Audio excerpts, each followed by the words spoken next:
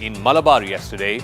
Even on stage, even as that event was concluding, there were some leaders of the Muslim League who rebuked Tharoor for what he said. Now, according to them, Hamas is a resistance movement. It is not a terror organization. Now, I want to ask, what sort of resistance movement believes in cutting off the heads of babies, in raping women, mothers in front of their children, in taking 85-year-old grandmothers as hostages? What sort of resistance is this? This is terror. And terror is terror. It's plain and simple. It's black and white. It should not have any ifs or buts about it. We should call it out. The entire international community should, and domestically too. Our politicians should, like Tharoor did, that Hamas is a terrorist organization. Let's not cloak it around political correctness. Is Hamas the same as Palestine? No matter howsoever justified the Palestinian cause may be, are the means and methods adopted by Hamas justifiable? Is it time to de-hyphenate Palestine and Hamas?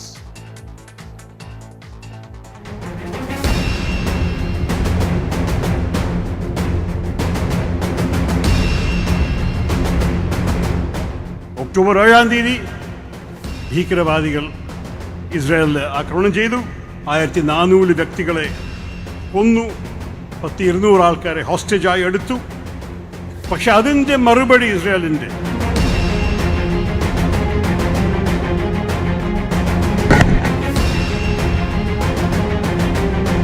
ഞാൻ അപ്പോഴും എപ്പോഴും Palestinian ജനങ്ങളൊപ്പമാണ്.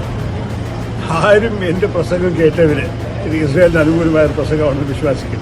അപ്പോൾ ഇത് ഒരു വാചകത്തിനെ എടുത്തിട്ട് അനാവശ്യം പറയുന്നതിൽ എനിക്ക് ഒന്നും പറയാനില്ല.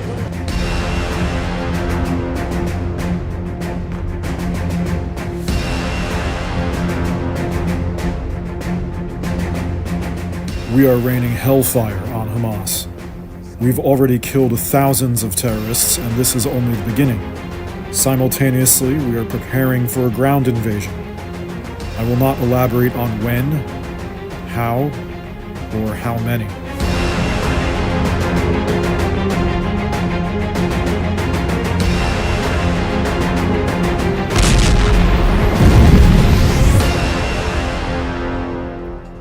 All right, so one of the Muslim League leaders who was there on stage who then rebuked Shashi Tharoor was IUML leader MK Munir. He was present in the same rally.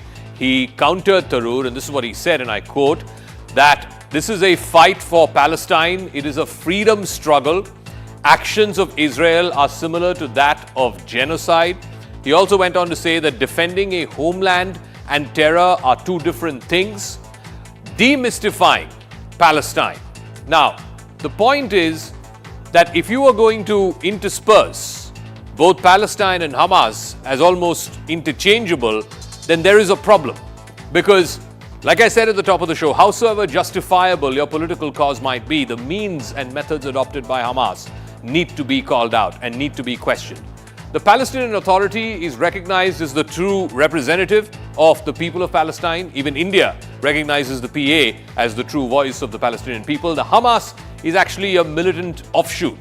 It actually came off the Muslim Brotherhood, which was founded in Egypt, which is a political force in Egypt and which is an extremist organization. The Hamas is actually an offshoot from the Muslim Brotherhood. The Palestinian Authority is run by the Fatah, the political party, which was founded by Yasser Arafat and then the PLO. That is the part, the West Bank, that they rule. Whereas Hamas are radicals who split away from the PLO, who did not believe in the philosophy of the PLO or of Yasser Arafat, and they wanted to take a more extremist stand, and that's how the Hamas came into existence. The Palestinian Authority has been at the forefront of dialogue, whether it is the Camp David Accords, whether it's the Oslo peace process. It was all between the Palestinian Authority and Israel and Israeli government officials. Whereas Hamas has never had any kind of dialogue between themselves and the Israeli authorities. In fact, they were the ones who led what was famously called as the Second Intifada at the turn of the century, this violent attacks on Israeli forces, which then led to the war in Gaza in 2005. The Palestinian Authority, technically, at least on paper, is meant to rule both West Bank, and Gaza.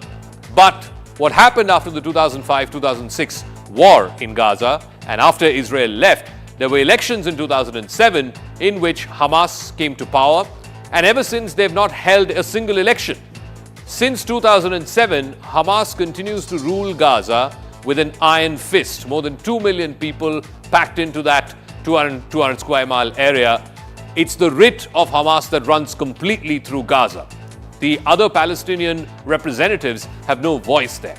The Palestinian Authority maintains a seat of government in Ramallah, which is in the West Bank, whereas Hamas, it runs terror operations from the Gaza Strip. Now, this narrative of Hamas terror and keeping it separate from the Palestinian cause, this is something that anyone in the civilized world, India has made that distinction, the United States is making that distinction, Israel is making that distinction. It's time that some of our politicians also make that distinction. In fact, let me just quote Israeli Foreign Minister Eli Cohen. He has warned the West when it comes to mixing up both Hamas terror and the Palestinian cause, and that's part of our Motorola, India's best 5G smartphone brand's tweet of the day. Hello, Moto. So this is what Eli Cohen has tweeted. It's a warning in a sense to the West. He has said, the West is next. Today it is us. Tomorrow it is you. Hashtag Hamas is ISIS. So let's get to our big debate topic tonight. Palestine and Hamas. Is it time to de-hyphenate both?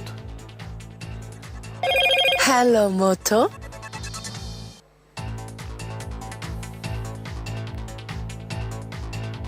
All right, Sanjay Verma, national spokesperson of the BJP, joining us. Sanjay Jha, political analyst. Sushant Sareen, strategic expert. Dinesh Varshni, leader of the CPI, is also joining us. Sanjay Jha, you're a reasonable man. You have also oftentimes taken this position that you can't use terrorist means to justify a political cause. The Congress party also, after first saying that we stand with the victims of terrorism, after the CWC they issued a statement which seemed to sort of balance out both sides. This whole political correctness, can there be political correctness, Sanjay Jha, about killing babies, about raping mothers, about taking grandmothers as hostage? Let's not be politically correct about it. This is terror, this is uncivilized, this is barbaric, and it needs to be called out. Why are our politicians, particularly politicians in the opposition, so coy about it? Zakir, this is a very serious subject, so I will just like to kind of make my point succinctly, and hopefully we can have a very meaningful conversation. Point number one, I think everybody has condemned the attack on civilians by Hamas. I don't think that is even a point of dispute. There are two things which are very important, though.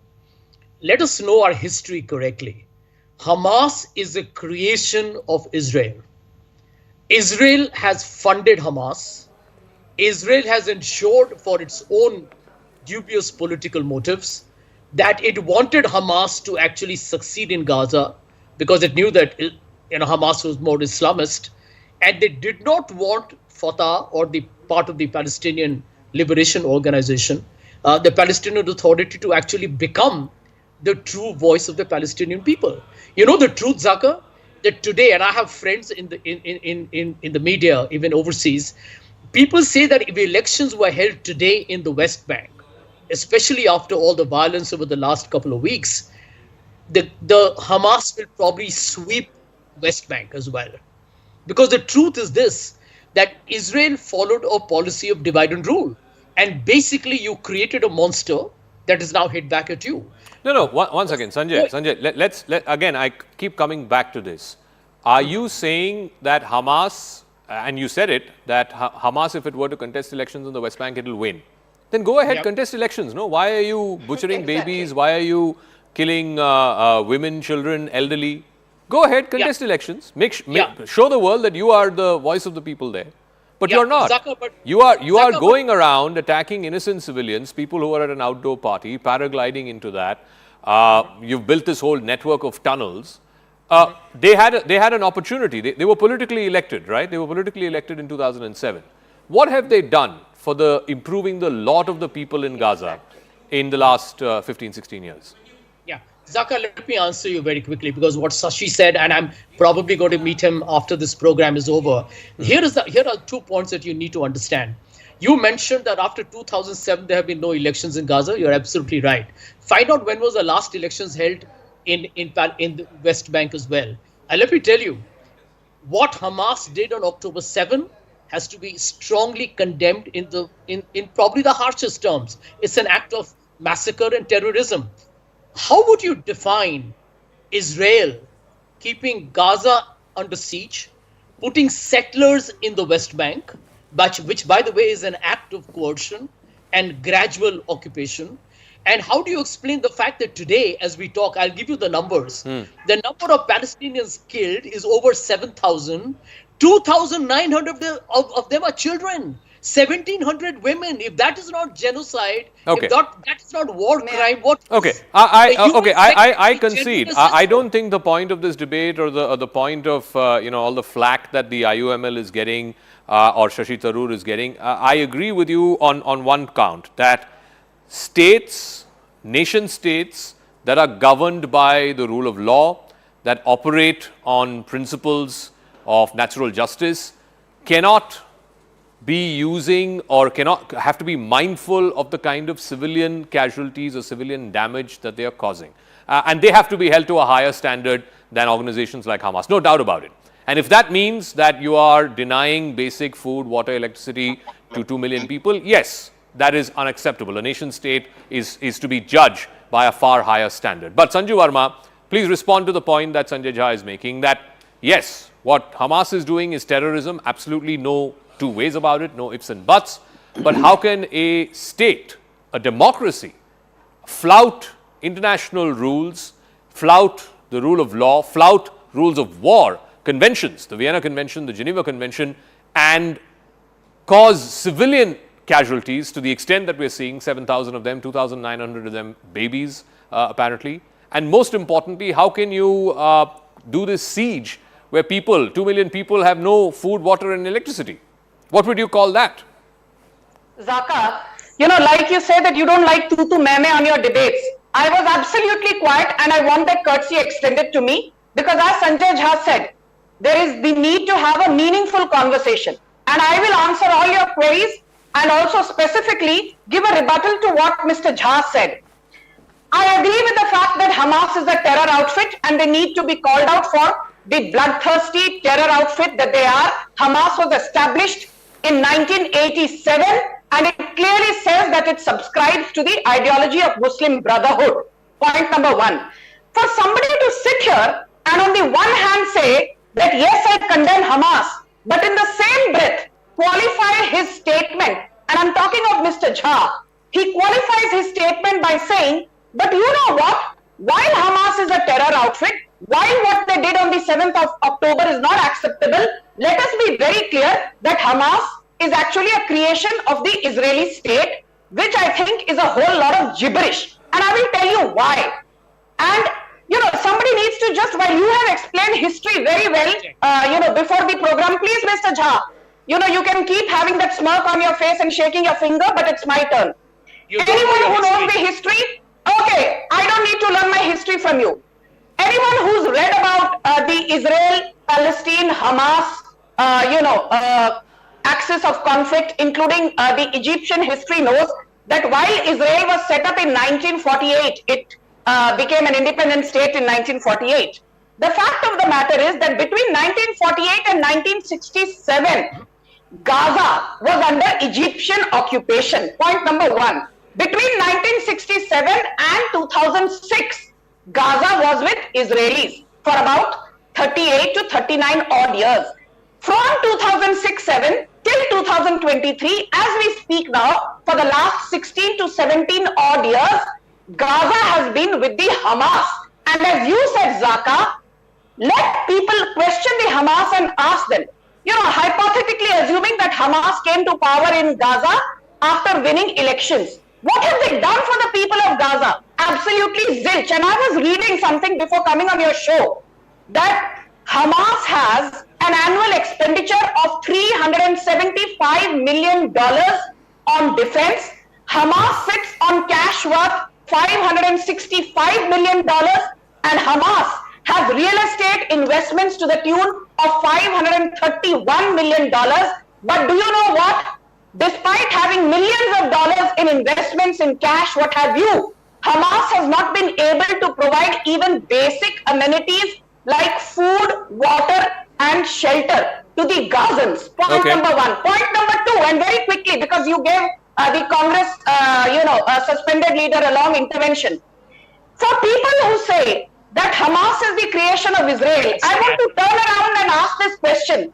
Are you then going to say that since the Congress and Mrs. Gandhi in 1978 supported, can I please finish? Please finish. Thank you. Yeah. Everyone knows this, that in 1978, when the SGPC elections were conducted in Punjab, Bhindrawale put up candidates. And all the candidates put up by Bhindrawale in 1978 in the SGPC elections were supported by Indira Gandhi. So are you then saying that when Indira Gandhi was assassinated in 1984, we should rationalize that, normalize that, justify that by saying that yes, ye to hona hi tha, because Bhindrawale was a Frankenstein monster who was Indira Gandhi's creation. Right to rebuttal, Sanjay, very quickly, because Sushant and Mr. Vashni have been waiting very patiently. So very quick rebuttal, please. Zaka, Benjamin Netanyahu is on record to tell his own party in 2019 that we will fund Hamas. We have to support Hamas to ensure that the Palestinians don't get Can I stop interrupting me here? Ma'am, please. Due courtesies, please. Let him finish. And quick rebuttal, Sanjay, 10 seconds. I need to go to the others as well. Sanju Verma, please yield. Yeah, please. She's disturbing my momentum. Here is my point. Benjamin Netanyahu is on record to say support Hamas. They did not want the Palestinians to get their homeland. The policy of divide and rule has boomeranged against Benjamin Netanyahu. Point number one. Point number two, the UN Secretary General yesterday, or day before rather, said that you cannot look at the problem in Gaza today in a vacuum. Israel does not have the right to actually create the kind of ethnic cleansing and war crimes they are committing in Gaza. And you had the audacity and the arrogance of the Israeli foreign minister to say that the UN Secretary General should resign. So let me ask Sushant Sareen that. There was a proposal, I believe the US mooted that proposal, Sushant, at the UN Security Council, which was vetoed by Russia and China. It basically said that Hamas should be called a terrorist organization. It also said that the hostages should be immediately returned. It was vetoed by Russia and China. The motion did not go through. Now, I'm asking a very simple question. Assuming all of what Sanjay Jha said about Hamas is true, what Sanjay Jha said about Israel's actions leading to the creation of Hamas, the sustenance of Hamas, all of that is true. I just have a simple question to ask. This war will end tomorrow if Hamas releases the 200 plus hostages that they have. What are they holding those hostages for? And what would you call a body, an organization, a group of people who kidnap and hold hostages? What is the civilized word for them? The only word for them, Zaka, is that they are terrorists, and they're the most heinous kind of terrorists you can ever come across. And to conflate them with the revolutionary fighters or fighters for the liberation, I think that's abusing the word of anybody who's a freedom fighter or fighting for the liberation of what is an occupied territory. And I don't have to say that this is occupied territory. The Israelis themselves call it occupied territories. So it's not it's not a term I use. Secondly, on the issue of this war will end if the Hamas was to release the hostages, I don't think the war will end if the hostages are released. I think this war is going to continue until as long as Israel feels that Hamas has an existence, at least insofar as Gaza is concerned. So I don't think this war is going to end. Yeah, there could be some kind of temporary pause. There could be something like that. Some more humanitarian aid could go. But beyond that, I don't think this war is going to end. The third thing is that the reason why the Hamas wants this war, I don't know if people have seen that interview of Khalid Mashal, who is a very senior leader of Hamas, who said that, independence does not come free. you have to lose millions of people to be able to win your freedom. And he gave the example, for example, of the Afghans. He gave the example of a number of other places where hundreds of thousands of people died before a result was achieved in those conflicts. And clearly he's alluding to that he doesn't give a damn because he and his kids are living very safely outside Gaza. They're living extremely comfortable and luxurious lives.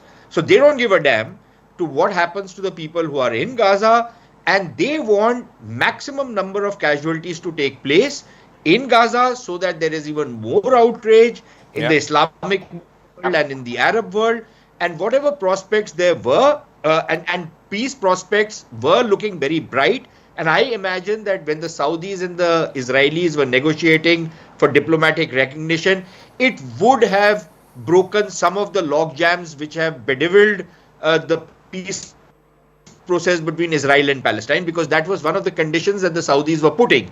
And Israel was very keen on a good relationship with the Saudis opening up. That has been shot to the ground for the moment at least. So let me ask Dinesh Vashni. I keep coming back to this whole Hamas and why does any organization hold civilians hostage, and not just Israelis, by the way.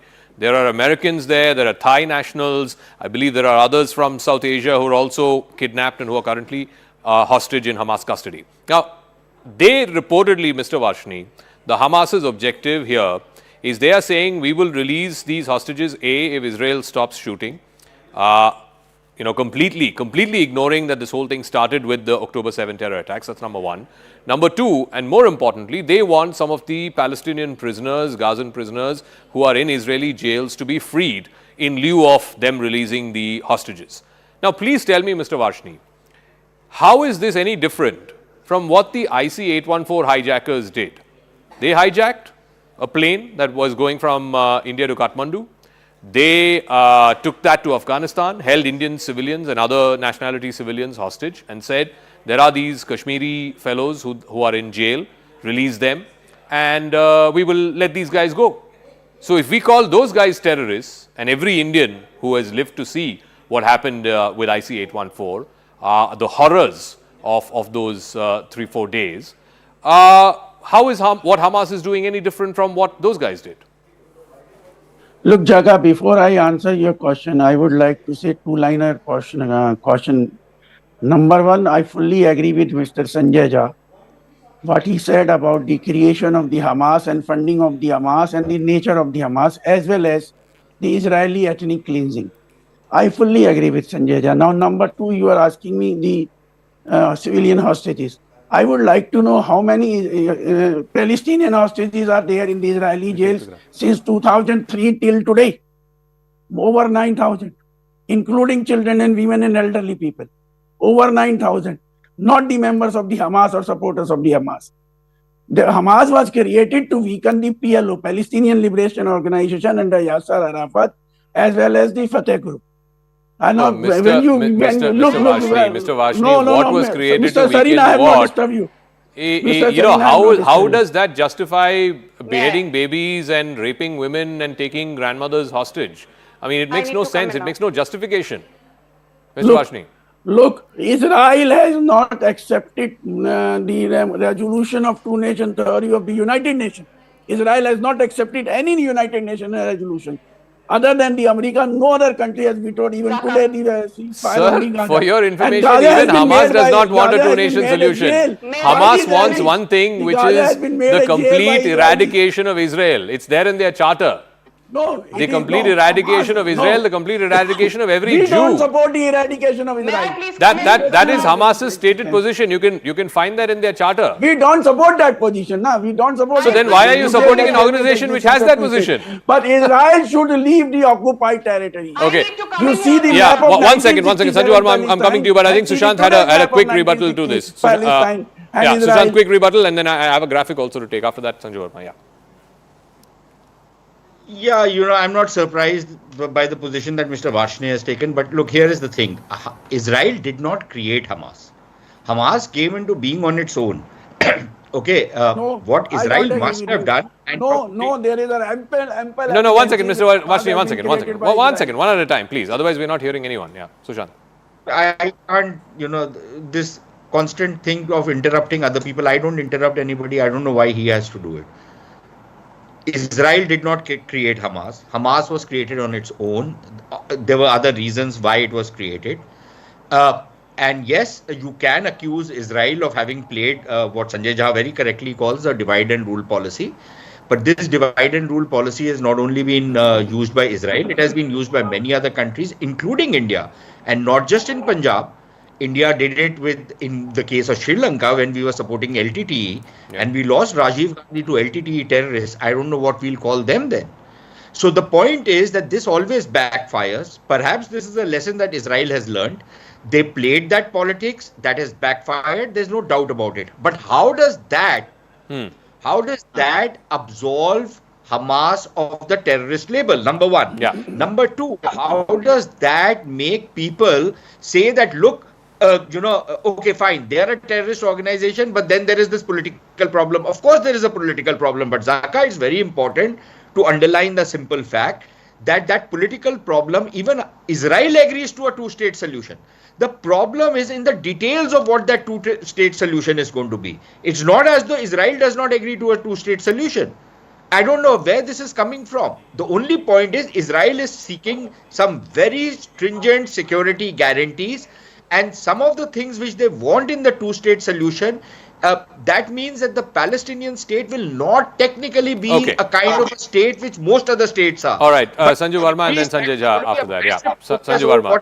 Right now. Sure. May I please? Yeah, Sanju Verma. Yeah, quickly. You. I have a couple of minutes to wrap up also. Yeah, Sanju Verma, then Sanjay Jha. Yeah.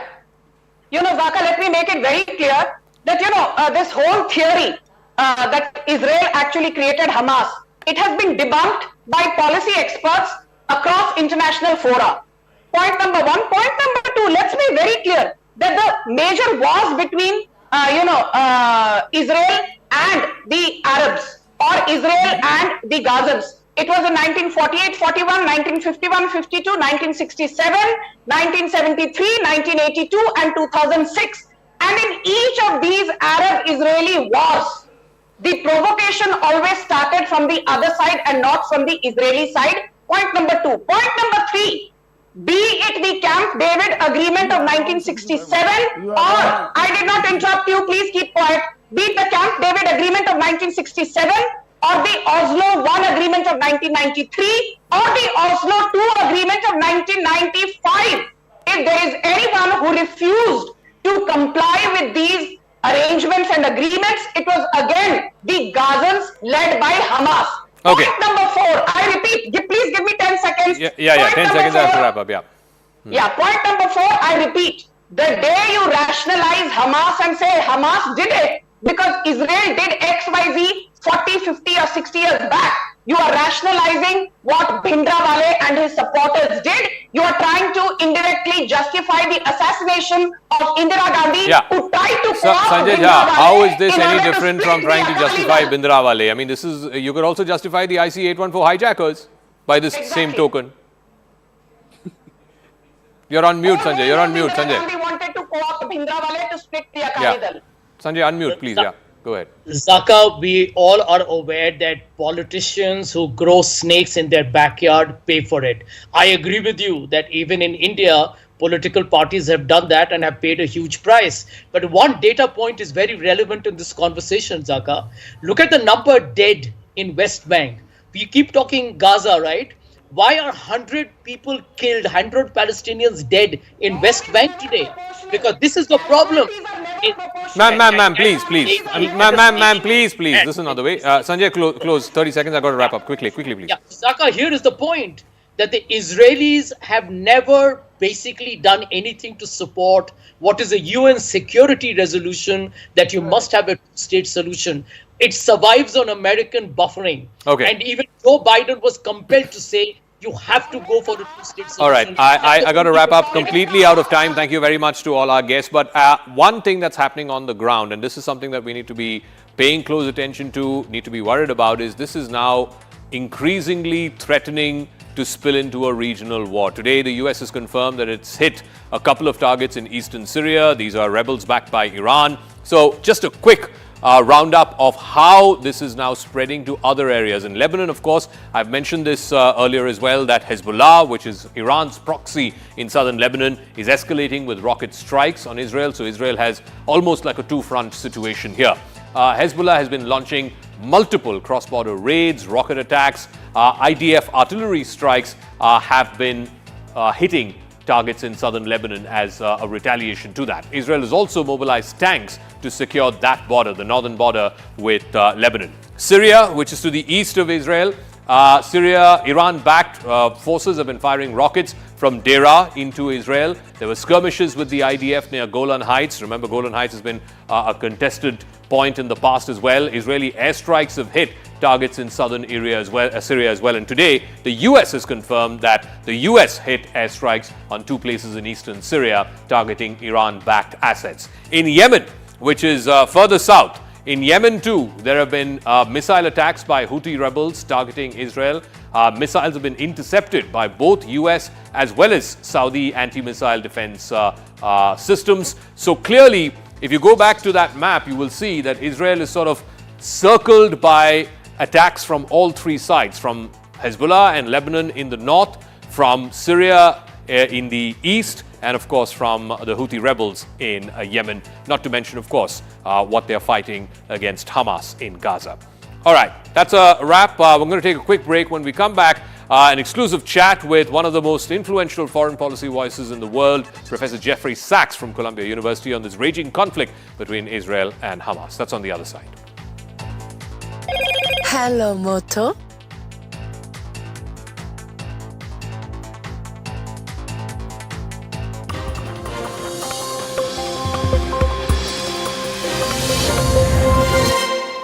Also, sometimes Turkey government also gets involved. We have recently seen Israeli government, striking Aleppo airport.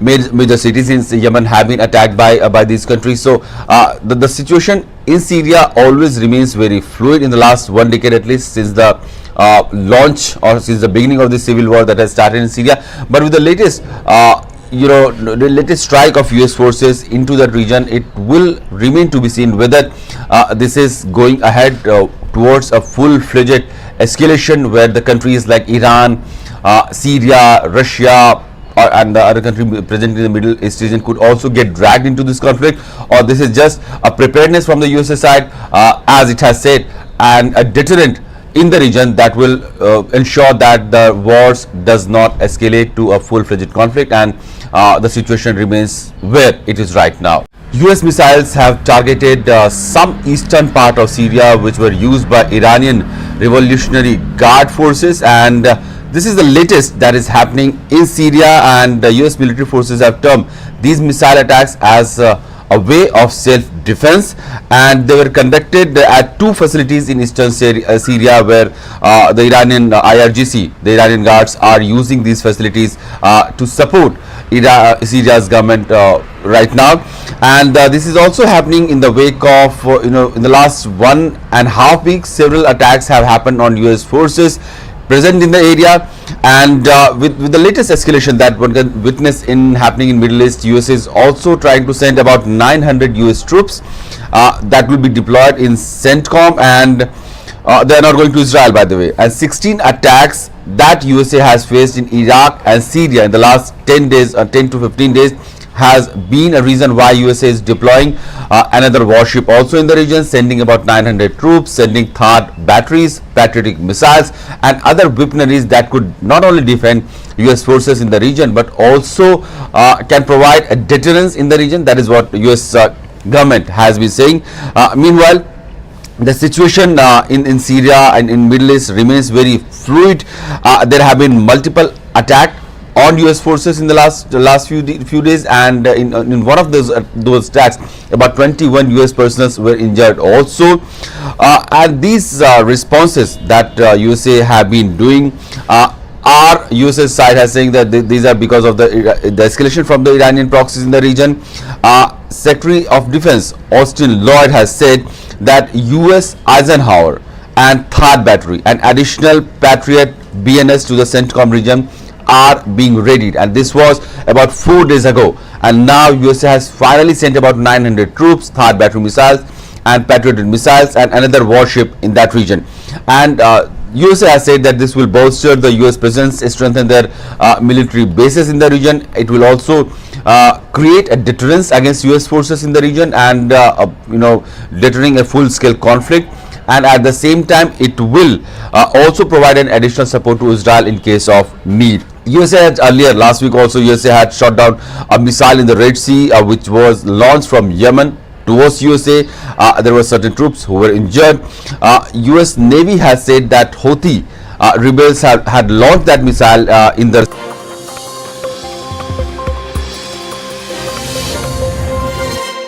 So it's going to be 3 weeks since Israel launched this massive counterattack against Hamas in the aftermath of the October 7th terror attacks, in which over 1,000 Israelis were killed. So how is this operation going so far? So far, by and large, it's been on airstrikes. There is talk of an imminent ground invasion. But at the end of the day, what is Israel's objective, and is it an achievable objective? And what are the chances that this might spread into a wider regional conflict now with the direct involvement of US troops as well? Joining me now is Professor Emeritus of the Columbia University and one of the most leading and influential foreign policy voices. Professor Jeffrey Sachs is now joining me. Thank you very much, Professor Sachs, for speaking with us here on CNN News 18. Like I said at the start, it's going to be 3 weeks this weekend since Israel started this massive counter-offensive against Hamas. This, of course, was in response to the October 7th deadly and dastardly terror strikes in which Israeli citizens, over 1,000 of them, were killed. It's the single biggest series of terror strikes on Israeli soil since its independence. But now with this counter-offensive, and we just had the Hamas representatives, the health ministry in Gaza, putting out its statement saying that 7,000 people have died in Israel's counter-offensive. What exactly is the objective here for Israel as it prepares for this imminent ground invasion? And is that objective achievable in the first place? Israel wants to defeat Hamas, but it is not achievable on a basis that is politically plausible, ethically proper, and legally possible. In other words, Hamas is deeply entrenched among a civilian population, and Israel's approach is war that is indiscriminate and that is leading to the deaths of thousands and thousands of civilians and to the mass displacement of hundreds of thousands of people. And it's doing so with a siege, which is a violation of international law and basic standards of decency. In other words, millions of people's lives are being put at risk by this Israeli approach. Of course, Israel's multiple dilemmas are understandable, but more deeply than those dilemmas is the fact that there is a fundamental unsolved political issue in the core of the Israel-Palestine conflict that goes back many, many decades and that has never been solved. And that, of course, is the political rights of the Palestinian people as well. So Israel faces an unsolvable problem, and the way that it is approaching it is not a successful or viable approach, and it is causing mass misery, and it is uniting much of the world against Israel's actions right now.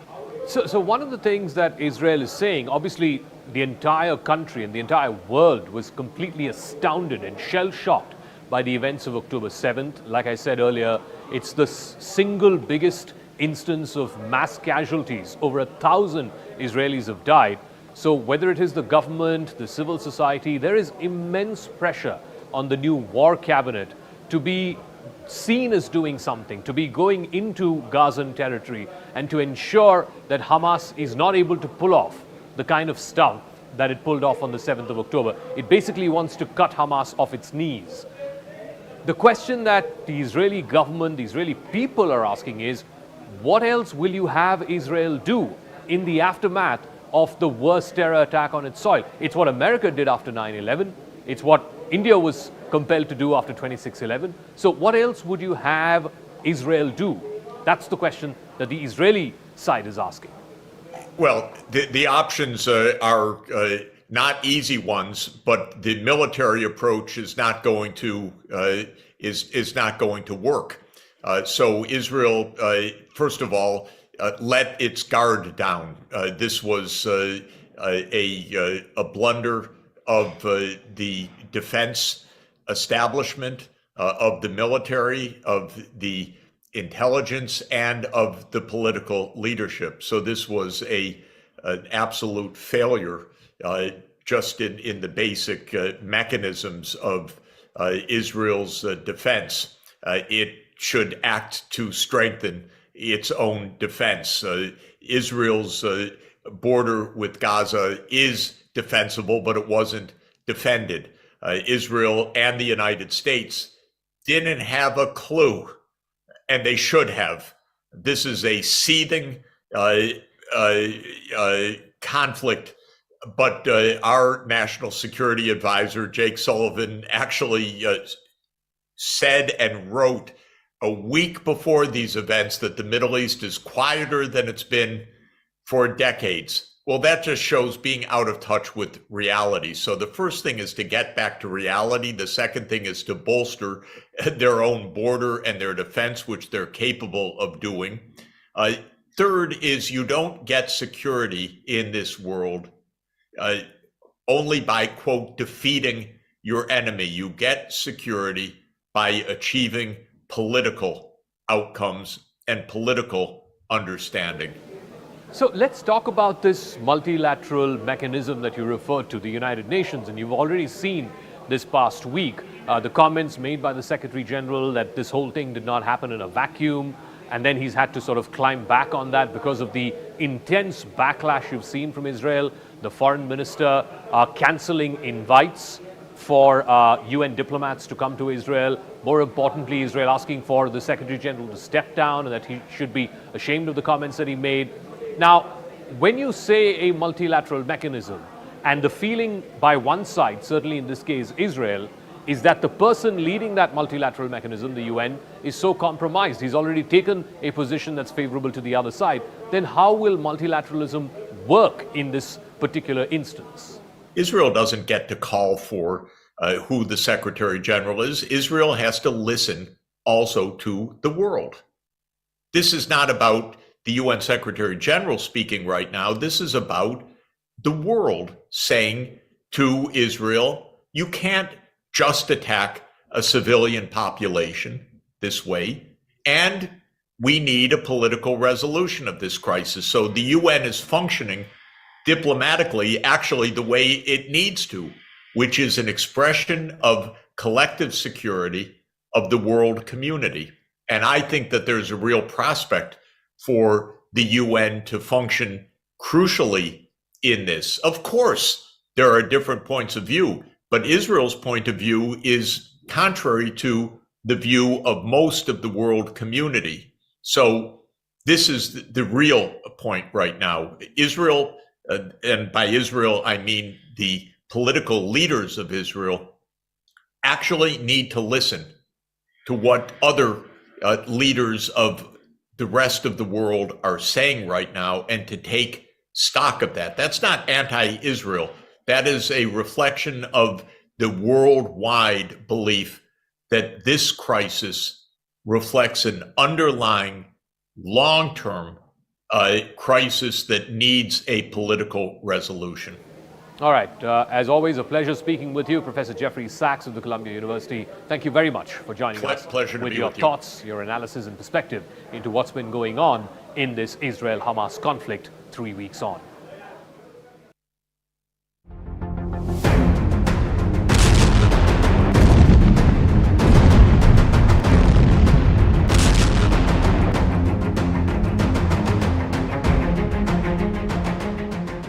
It is important to also recognize the attacks by Hamas did not happen in a vacuum. the Palestinian people have been subjected to 56 years of suffocating occupation. They have seen their land steadily devoured by settlements and plagued by violence, their economy stifled, their people displaced, and their homes demolished. Their hopes for a political solution to their plight have been vanishing. But the grievances of the Palestinian people cannot justify the appalling attacks by Hamas, and those appalling attacks cannot justify the collective punishment of the Palestinian people. In a series of events that have unfolded over the past few days, tensions between Israel and the United Nations have escalated. It all started when UN Secretary General Antonio Guterres made remarks regarding the recent attack by Hamas on Israel. Guterres said the attack by Hamas did not happen in a vacuum. He also said that the events of October 7th, the terror attacks, were because Israel had denied basic rights to the Palestinian people. Israel, naturally, was left fuming. It asked Guterres to resign. Responding to Guterres' comments, Israel's ambassador to the United Nations, Gilad Erdan, announced that Israel would deny visas to United Nations officials. Erdan also said that the move came after Guterres' remarks, which according to him seemed to justify Hamas's terrorist attacks on Israel. Mr. Secretary General, the UN was established to prevent atrocities, to prevent such atrocities like the barbaric atrocities that Hamas committed. But the UN is failing. The UN is failing, and you, Mr. Secretary General, have lost all morality and impartiality. Because when you say those terrible words that these heinous attacks did not happen in a vacuum, you are tolerating terrorism. And by tolerating terrorism, you are justifying terrorism. Hamas, as the minister explained, beheaded babies, burned families, raped women, abducted kids, babies, Holocaust survivors. And the SG is blaming the victim? You are blaming Israel? This is a pure blood libel. This is a pure blood libel, and I think that the Secretary General must resign. Because from now on, every day that he is here in this building, unless he apologizes immediately, today we called him to apologize, there's no justification to the existence of this building. Guterres' comments were made during a special UN Security Council meeting where he emphasized that the attacks by Hamas should be understood within a broader context. Israel's response to these comments was very swift. Israel demanded Guterres' resignation. In fact, the foreign minister of Israel, Eli Cohen, cancelled a planned meeting with the UN Secretary General following his comments at the Security Council. Now, after this controversy, Guterres attempted to clarify his position by posting on social media platforms. Guterres expressed that the Palestinian people's grievances could not justify the violent attacks by Hamas, nor could Israel justify the collective punishment of the Palestinian population. I am shocked by the misrepresentations by some of my statement yesterday in the Security Council, as if I was justifying acts of terror by Hamas. This is false. It was the opposite. In the beginning of my intervention yesterday, I clearly stated, and I quote, I have condemned unequivocally the horrifying and unprecedented 7 October acts of terror by Hamas in Israel. But let us for a moment examine what Guterres said and whether there is any historical context or claim to what he said. Now, the historical claims of the Palestinian people to the West Bank and the Gaza Strip are deeply rooted in the contentious history of this region. Prior to the establishment of the State of Israel in 1948, these territories were part of what was called Mandatory Palestine under British rule. The Palestinian Arab population had lived there for multiple generations. They had formed a distinct community there. They had a unique cultural heritage and, of course, historical ties to the land. The accusation of Israeli occupation stems from the events following the Arab-Israeli War of 1948, which led to the displacement of hundreds of thousands of Arab Palestinians. Now, many Palestinians believe that Israel's establishment there amounted to the displacement and the dispossession of their people, which they view as an occupation of their ancestral homeland. 20 years later, in the aftermath of the Six-Day War in 1967, Israel gained control of the West Bank and the Gaza Strip, solidifying the accusations of occupation. Now, these areas Israel had agreed, first through the Camp David Accords and then through the Oslo Peace Accords, to be earmarked for a future Palestinian state. Israel had publicly committed in the past to a peaceful two-state solution. Israel's establishment of settlements, particularly in the West Bank, is also in Gaza, and its control over essential resources going into Gaza have fueled further accusations of encroachment into Palestinian territories. Palestinians argue that these settlements are illegal under international law and that Israel's presence undermines their right to self-determination. But what about prior to 1948, prior to the establishment of the world's only Jewish state? What is the historical evidence of the Jewish people settling in and around what is modern-day Israel? The historical evidence of Jewish settlement in this region dates back thousands of years. The Jewish presence in this region goes back to biblical times, with claims being based on religious texts. Jerusalem, for example, is a city of immense religious significance to the Jews. It has a history of Jewish habitation dating back over 3,000 years. Historical accounts mention the Jewish kingdoms of Israel and Judah.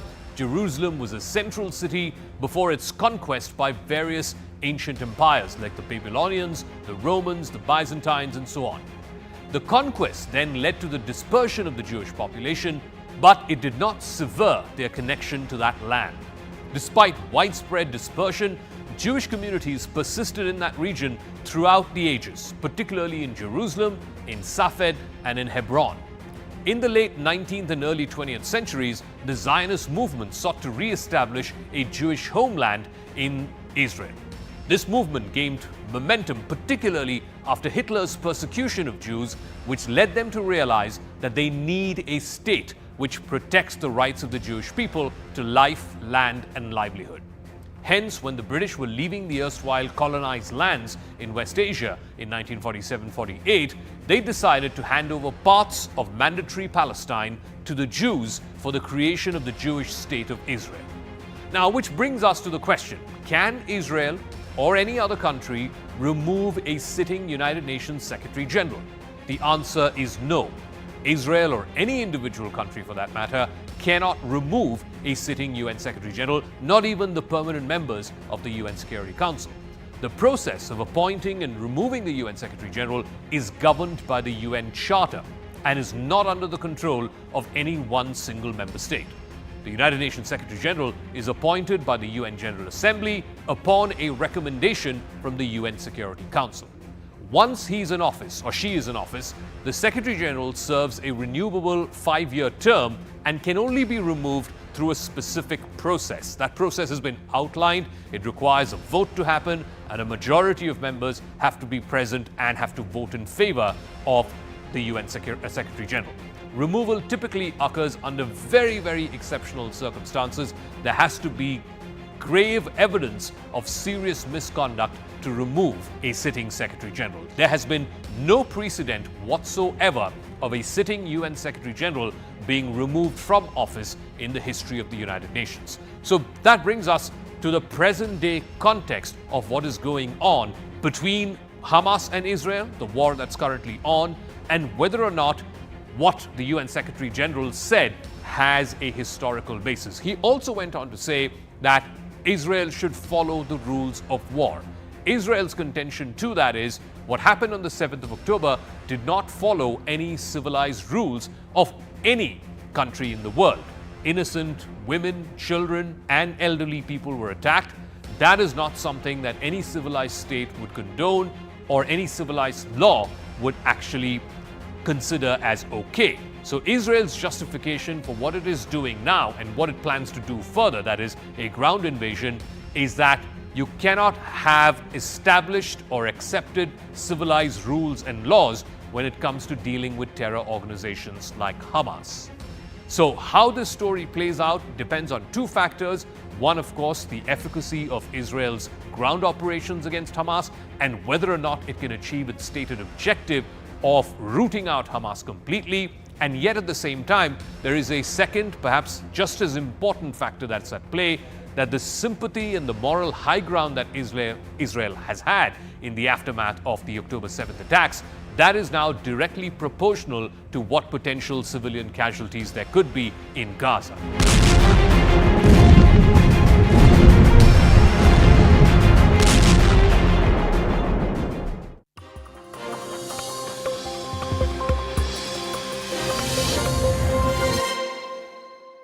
Tried to shoot it down, and also in the last few days what USA has been continuously telling the world that it doesn't want the war between Israel and other nation to escalate into full-fledged conflict in the region, but at the same time US is preparing all possibilities.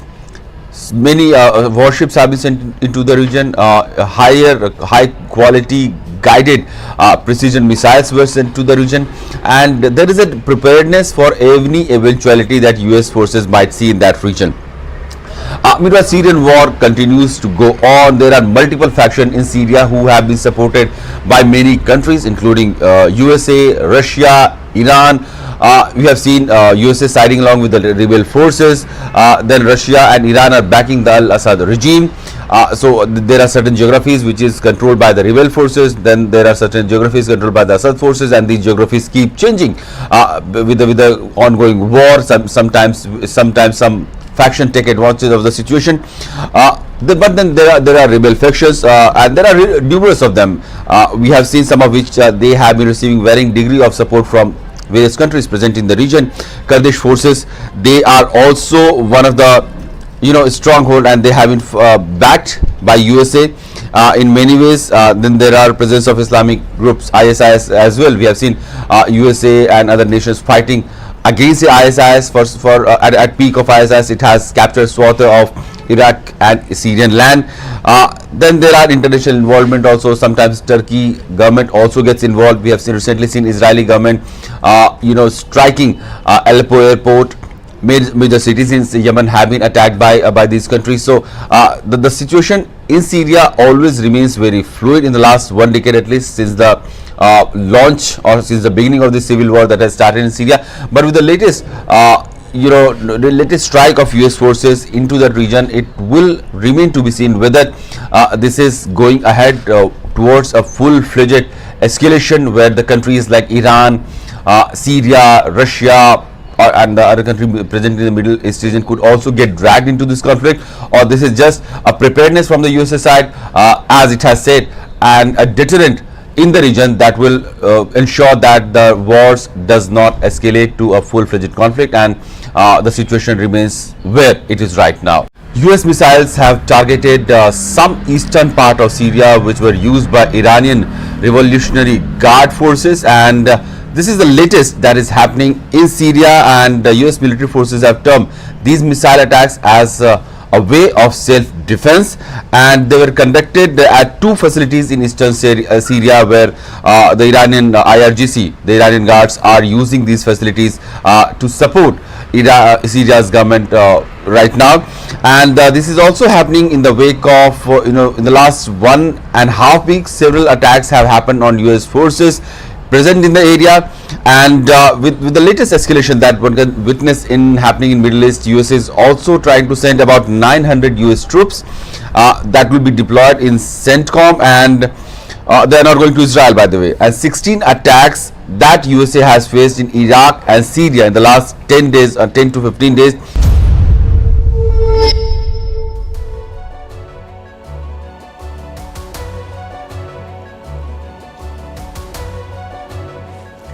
Hello, Namaskar. This is First Post, and you're watching Vantage with me, Palki Sharma.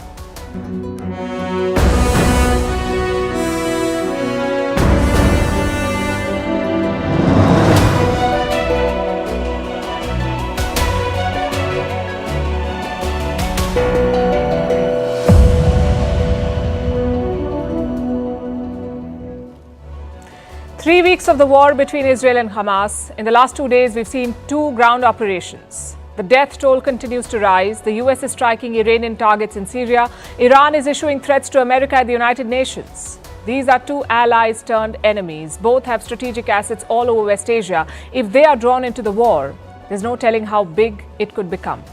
Meanwhile, the fate of Israeli hostages hangs in the balance. Is there any plan to rescue them? Hamas says 50 of them have been killed in Israeli airstrikes. Israel rejects the claim. Halfway across the world, news of another dangerous encounter. A Chinese jet came within 10 feet of a US bomber over the South China Sea. Meanwhile, another Chinese ship has docked in Sri Lanka. We'll tell you why India is concerned. Germany has overtaken the economy of Japan. Both are shrinking, but Japan is shrinking faster. From credit card sales to inflation and electoral politics, the impact of Taylor Swift knows no bounds. We'll bring you a report. And should Indians work 70 hours a week? Narayan Murthy's suggestion has stirred a debate. We'll discuss that. The headlines first. Russia says it has foiled a Ukrainian drone attack on its nuclear plant. Reports say 2 of the drones failed to detonate, but the